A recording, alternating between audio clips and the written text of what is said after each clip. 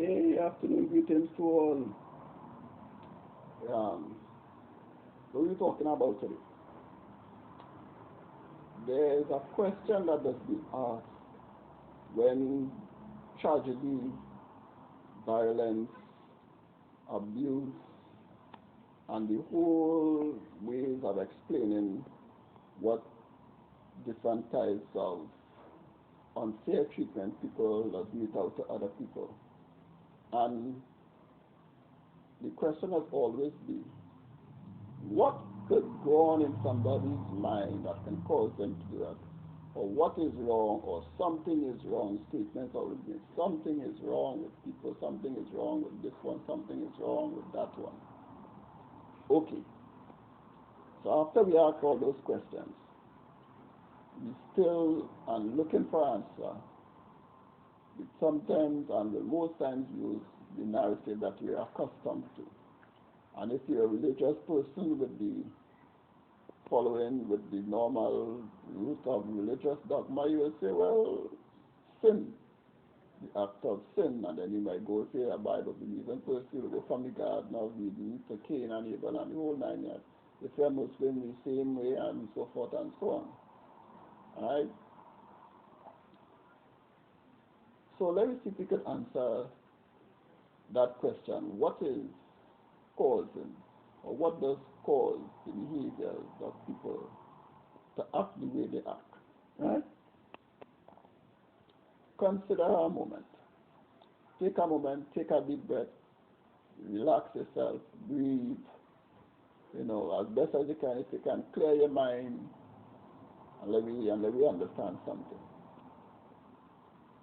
There's 24 hours in a day. And out of our 24 hours, between 8 unless you may sleep. Right? So let me do these are the ones that you're up, you're awake on. You're up for approximately 16 hours a day. Ask yourself, what are the immediate thoughts that run through your mind from the time you wake up to the time you go back to sleep? Okay, I'm a person, I listen to the radio regular. I have my favorite radio station. And many of the songs that you will hear playing on the radio station on a regular basis is song of somebody trying to fight off some kind of negative energy that may be coming at them. Somebody bad-minded them, some evil, somebody trying to do, all the conversation is basically along the same line. And if you want like those things like that, but sometimes you step out, when you wake up and you step out of the house, you're studying, what negative thing to come out at me, or you even go down on your knees and you're praying and you're begging for protection against whatever evil that may come that day.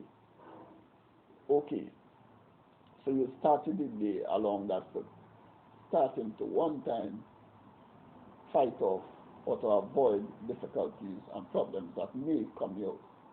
Right? So let me continue thinking. So as you ask for protection against these elements, supposed elements that exist or does not exist or you may create, you started your day that way. And then there's a thought that will say, when something bad happens to someone, how is it so easy for somebody to say, I know that was going to happen. I know that was going to happen. But when something good happens, you're like, oh boy, I wasn't expecting that.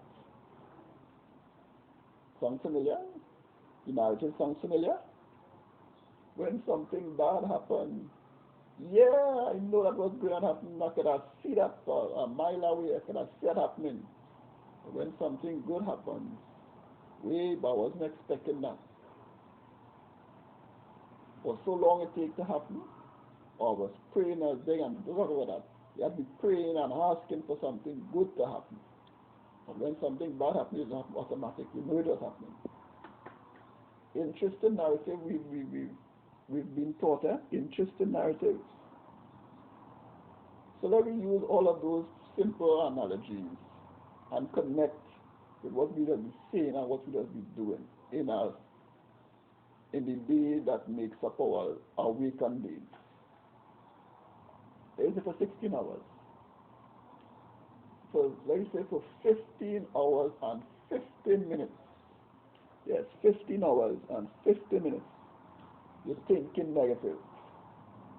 And for only 10 minutes, you're thinking positive. Some positive thoughts cross your path.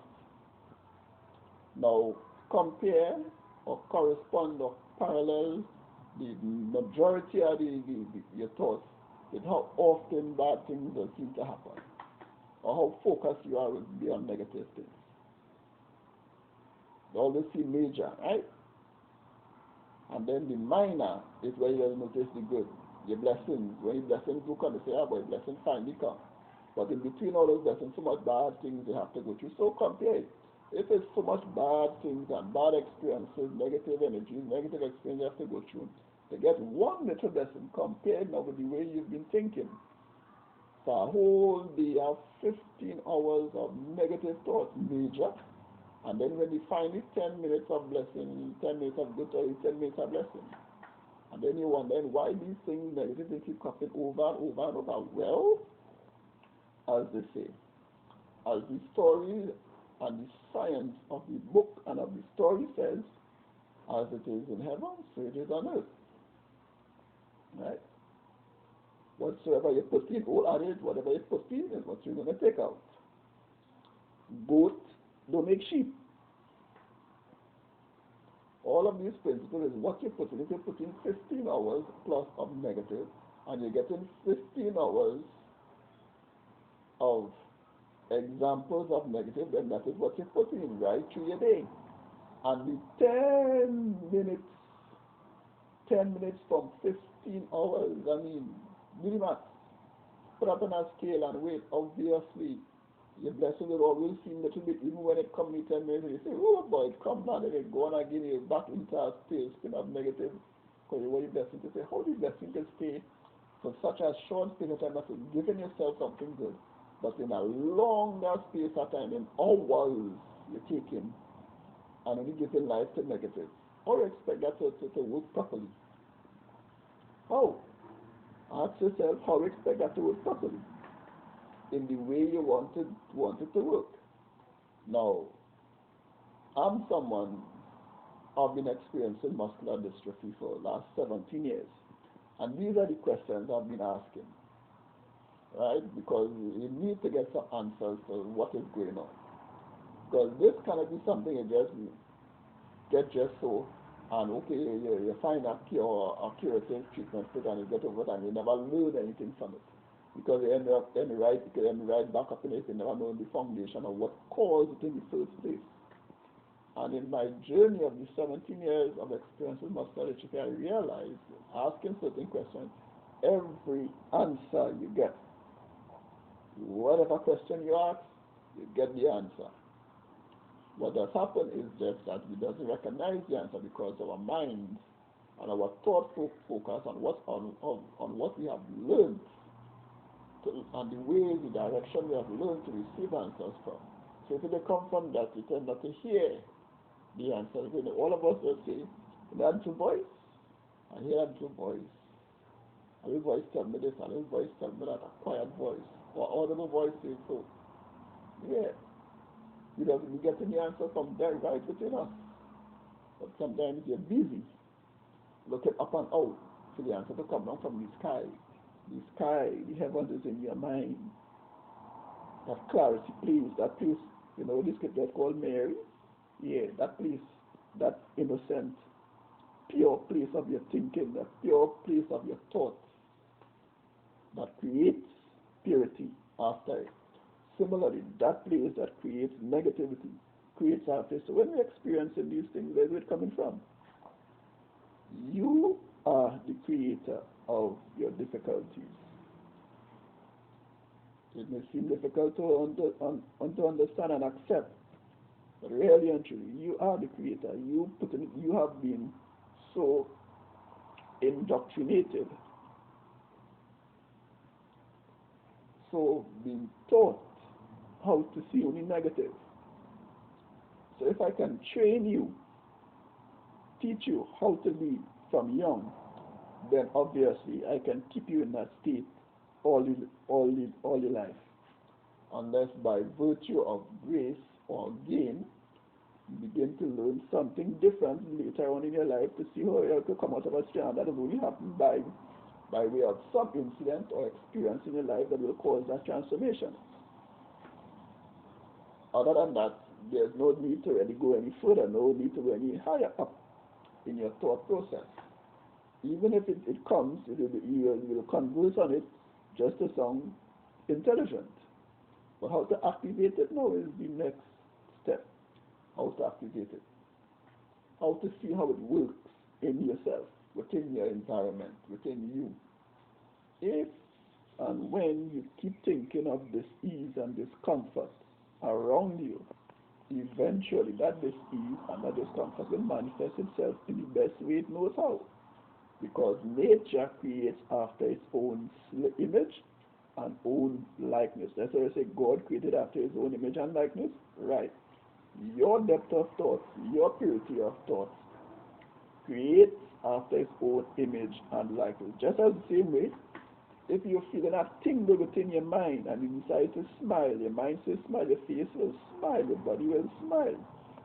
And if you're happy, all of your cells, your organs will smile and feel good the same way. Because you're creating after the image and likeness of how you are feeling, how you are thinking. So when we're looking for answers to many of the difficulties that we are facing in our experience day to day, sometimes the best place to start to look is within our own thought process. How often do we look at our thought process and how often do we generate negative thoughts towards whatever it is? And these things in their own existence is innocent, but you have been taught how to think negative towards it. Everything in nature has its purpose and its place. Nobody's telling you to go and eat poison or drink poison or touch a poisonous snake. Yet, there are people who are able to train and to be around these things with ease and comfort because they understand the nature of the thing. So the same way, understanding the nature of this ease, if your mind is mentally diseased, you could go by all the psychiatrists and all the pills and all the vitamins and all the nutrients or whatever, all the counseling. If your mind has been fighting against itself because of lack of knowledge, then you will always find yourself in a state of dis-ease, temporary ease, and a greater length of dis-ease, just as how you think for the day. 15 hours of thinking negative and 10 minutes of good thoughts, come on. It must always seem like a thing we keep repeating itself or keep saying. That thing we're hearing about now was happening years ago and the same thing happening over and over. It's because you keep transferring negative on top of negative to expect to get a positive. There's a scripture in the Bible that says when Jesus was being accused of casting out demons, he said, you cast out demons in the hands of Beelzebub, but the finger of the devil. And he said, if Beelzebub fought against himself, stood about against his own kingdom, how will his kingdom stand? Simply meaning that if you keep fighting negative with another negative, all you're doing is just transferring your negative to the thing that you think is negative and with the hope of getting a result that is positive. If you get rid of the thing, have you gotten a positive result within your own self? Have you stopped thinking negative about the thing? The environment, the creature, the person, have you? Ask yourself, have you? You see a snake in the yard. What do you do with it? You see a snake in the yard. And your first thought is to, a snake, let me kill it. So now, okay, that's a good thing you did there, right? You get rid of the snake. Have you gotten rid of the way you think and see of a snake? The way you feel when you see a snake? Have you? So every time you see a snake or something that you don't like, the same results you're going to get. So something that was happening in 1900 and people was acting the same way towards it, your generation, third and fourth generation coming down the road, you taught them exactly how to see that way. You didn't start them to see anything any different. And you wonder, how come the same thing that has happened 100 years ago is still happening today? Because you haven't learned how to accept and understand the sentiment that you express. You need to change. What you need to change? What you need to renew? Your way of thinking, your way of way you approach situations and things in your life that exist. Because you exist, everything else exists. You have no state or claim to superiority than anything else. The ants on the ground has its role and its function, just as you have your role and function. They come, they go, you came, you will go. You understand? Their world, they have a world underneath, you just happen to have a world on top here. And both of us have to share the same space. Similarly, your brother or your sister, your brother man or your sister man in humanity, they breathe in the same air you breathe in. You don't have the state to claim to the air that you breathe. You're not going up in, they're not coming inside yours, in your belly or in your lungs to take your oxygen. So why are you thinking something is supposed to be around? You have your claim, your space, they have their space, their role and function. Similarly, negative have its role and function, positive have its role and function. Which one are you going to hold fast to for the majority of the day? It cannot be always the narrative. You want better, but to get better, you're trying to use a negative on a negative to get a positive. It don't work so unless you do in algebra. Right? So, just think about that for a moment. Think about it for a moment. You exist, everything exists. Everything has will and function, just as you have will and function. If you want positive, then you have to just be positive. Full stop. You can't want to take a positive, throw it on top of negative, and then expect it to remain the way you want it to be going. You're already doing what you're not supposed to do. If you want positive, just be positive. The negative will automatically be buried, will automatically be put away. You don't have to take the positive to put it to use it to get rid of. No, just be positive and the negative automatically goes. That's the law of nature. That's how it works. It's like season changing. Once the season changes to the season it's supposed to be, it is not the next season automatically goes away. So if your thinking is a season, just change your way of thinking and the season will change. Simple? Let me try to make it simple now. The answers are right there. We keep saying it in between our conversation. Let me start connecting with what we are saying. Understand that we already have the answers for many of our conditions and situations that we experience. Right? So peace, love, joy to you. Until the next conversation. Yeah?